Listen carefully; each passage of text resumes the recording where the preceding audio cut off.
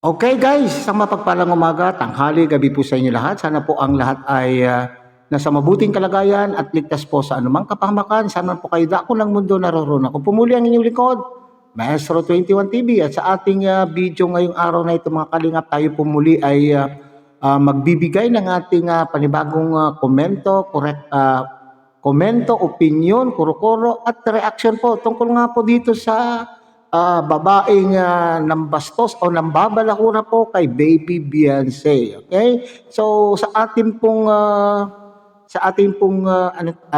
inyo pong monitor, makikita po ninyo ang mukha o nakikita niyo po yung itsura po ng babaeng ito mga kalingap na akala mo naman po ay wala namang kalandian na sinasabi po niya dito. Walang kalandian sa sarili. So, nakikita nyo rin po dyan mga kalingap ang kanya pong komento tungkol po kay Baby Beyonce. So bago po tayo magsimula mga kalingap, tayo muna po ay magbibigay po guys sa ama at founder po ng Kalingap, Kuya Bal Santos Matubang. At tangkilikin po natin Ate Ed the Vlog, Kalingap Rob. At siyempre, kung bagong dating lang po kayo, bagong silip lang po kayo sa ating munting channel, sana po ay inyo rin pong tangkilikin sa pamamagitan po ng pagbibigay nyo po ng like, share and subscribe at tuloy pindutin na rin po ang notification bell. At nang sa ganon tayo pa rin po ay magkita-kita at magsama-sama sa susunod pa pong mga reaction videos na ating gagawin. Likewise, may galog shout out sa ating mga kasamaan po dyan sa Kalingap Reactor Partners. Sa pamumuno po yan ng ating Presidente Javier De Leon aka Birador, at tangkilikin din po sana natin ang ating mga kasamaan po dyan sa mga Kalingap Partners, Kalingap Charity Vloggers na nariyan po sa iba't ibang Kalingap landing pad na mayroon po tayo sa ating bansa. Okay? So yan, nakikita po ninyo mga Kalingap. Ang pangalan po niya, nandyan po, Teresa Matudio Bautista. Okay? So ito po, nung nalaman po na ito'y nambabalahura po kay Baby Beyonce sa pagsasabi po ng pukpok. Okay? Paano kaya nasabi itong babaeng ito na pukpok po itong si Baby Beyonce? Okay? So, in-stock po ng ating founder, in-stock po ni Kuya Bal, o mga ilan po sa ating mga kasamahan, ay in-stock po yung kanya pong profile sa kanyang FB. Ay napagalaman po na talaga, na ito daw po ay taga-Bataan. Okay? So, may kalalagyan itong babaeng itong mga kalingap. Hindi biro po ang pagkakalat ng isang salita na hindi naman po hindi mo kayang patunayan. Okay? So itong babaeng ito, kinukuha na po ang kanyang address. So dapat ito ay cybercrime na ito mga kalingap. O may kalalagyan kasi kinukuha na po yung kanya pong details. Okay, sa pagkakakilala ng babaeng ito at sa katunayan nga po itong ating mga kasamahan po ay yung mga taga-suporta po ni Baby Beyonce ay nag-post na rin po, itinag po ang babaeng ito sa kanila pong mga Facebook account na sinasabi ay talaga naman pong balahura. Okay? So, ito ay may edad na. Kung baga ay itong babaeng ito mga kalingap ay may magulang na. Okay? So, pagsabihin ay may anak na. So, ano kayang pakiramdam na itong babaeng itong mga kalingap na sikat na po siya ngayon sa social media, lalo na po sa Facebook. Ngayon, masaya ka ba? Masaya ka ba, Aling Teresa, na ikaw po ay sikat na, pinasikat ka na po ng kalingap, pero sa maling pamamaraan, mga kalingap. So, paano na ngayon? Ano ang pakiramdam mo na ikaw ay sikat na? Hindi ba ikaw ay hindi ka kaya ikinahihiya ng iyo pong mga kamag-anak, lalo po itong mga anak mo, na malaman po nila na sa edad mong yan, ang ina po nila ay isang balakura sa Sokmen. Ano ba ang nagawa po? Ano ang nagawa ni Baby Beyonce? Inaaway ka ba? Mayroon bang nagawang hindi maganda sa iyo? Itong Baby Beyonce at ikaw ay gumagawa-gawa ng pananalita na hindi kanais-nais. O ano ang iyong pruweba na itong si Baby Beyonce ay isang pokpok? Ano sa iyong palagay ang pakiramdam mo kung ang iyong anak ay sasabihin din pong pokpok?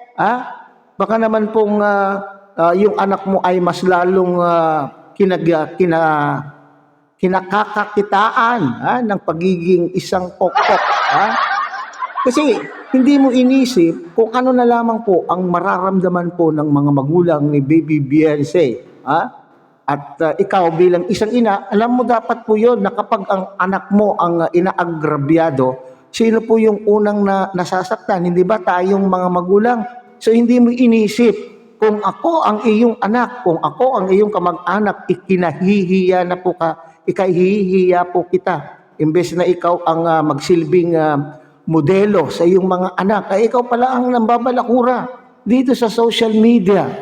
Paano mo masasabihan ng iyong mga anak o paano mo matuturuan ng iyong mga anak ng magandang asal na hindi makikipagbardagulan dito sa social media? Ikaw na mismo ay nakikipagbalahuraan dito sa social media at ang batang nananahimik na walang ginagawa sa iyo ay ginagawan mo ng ganitong kwento.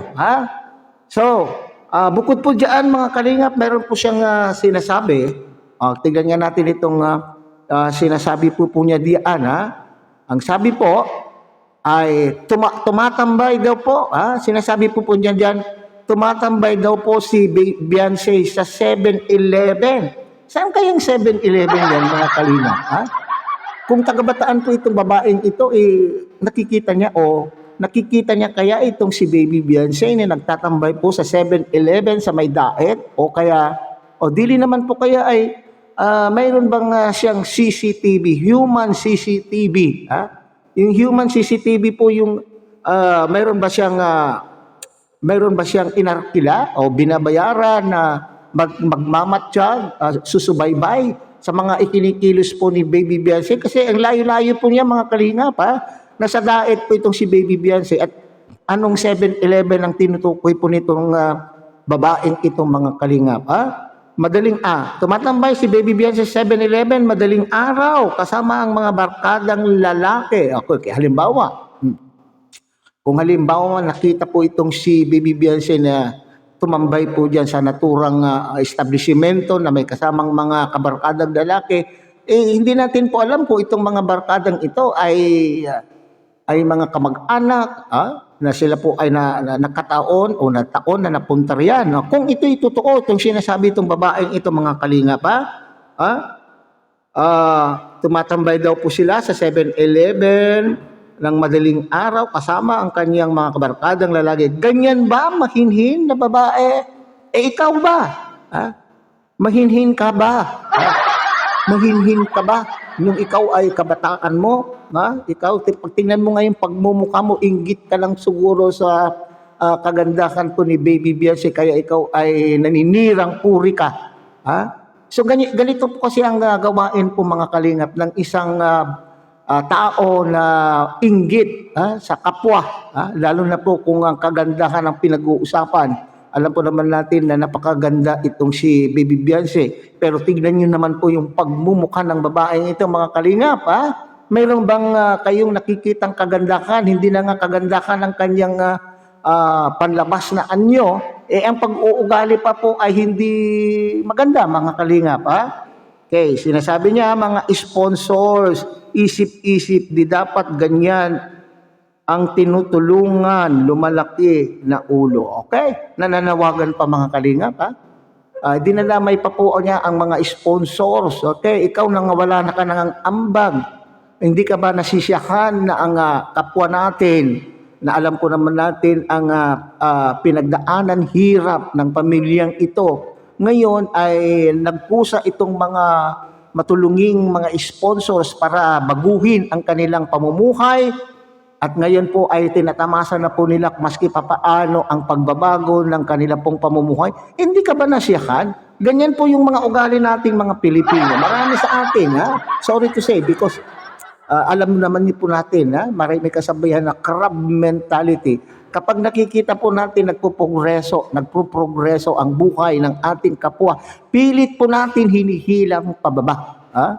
Okay, dahil po sa ating kainggitan. Dahil po yan sa kainggitan po natin. Dinadamay po niya itong mga para bagang nananawagan po siya mga kalingap sa mga sponsors na mag-isip-isip at itigil na po ang pagtulong kay baby Beyonce. Okay, doon po sa iba pa mga kalingap, sinabi po niya dyan, maganda si Beyonce, sadyang malandi lang.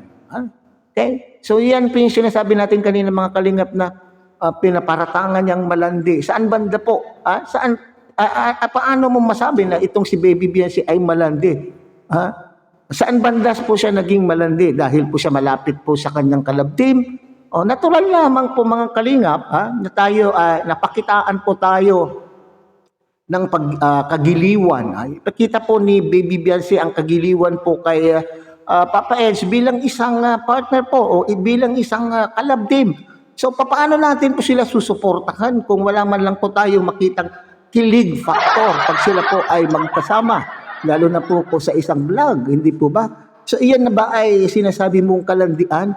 Di ba ikaw din lumandi ka? Ikaw na babae ka, Teresa Matudio Bautista, hindi ka ba lumandi?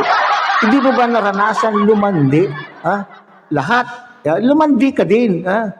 Kasi kung hindi ka lumandi, di sana ay hindi ka nakapag-asawa at hindi ka rin nakapag-anak. Di ba? So lahat tayo ay may kalandian. Ay, naku po. So, sana kung mayroon kang sinusuportahan na iba, kung mayroon kang pinapaboran, mayroon kang gustong suportahan na iba at ayaw mo kay Baby Beyonce, malaya ka. Malaya kang pumili kung sino po yung gusto mong suportahan. Malaya kang pumunta kung sino po ang gusto mong panuurin. At hindi ka naman po pinipilit kung ayaw mo kay Baby Beyonce. So sana itong taong ito mga kalingap ay matakuhan na po. May kalalagyan ka. Kinuha na po ng detalye po ni Kuya Bal. At ikaw ay nakapost na. Sikat ka na sa Facebook. Pero kasikatan ay hindi naman maganda ang pagiging sikat mo diyan sa ginawa mong itong mga kalingap. So, hanggang yan na lang mo tayo mga kalingap. Muli, tangkilikin po natin Kuya Bal Santos Matubang, Ate Edna Vlog, Kalingap Rab, Kalingap Rab, at muli pinapakiusapan po kayo na sana po ay inyo rin pong tangkilikin ang munting channel na ito sa pamamagitan po ng pagbibigay niyo po ng like, share, and subscribe, at tuloy pindutin na rin po ang notification bell at nang sa ganun tayo pa rin po ay magkita-kita at magsama-sama sa susunod pa pong mga reaction videos na ating gagawin. Muli, isang mapagpalang umaga, tanghali, gabi po sa inyo lahat. Mabuhay po kayo at God bless everyone.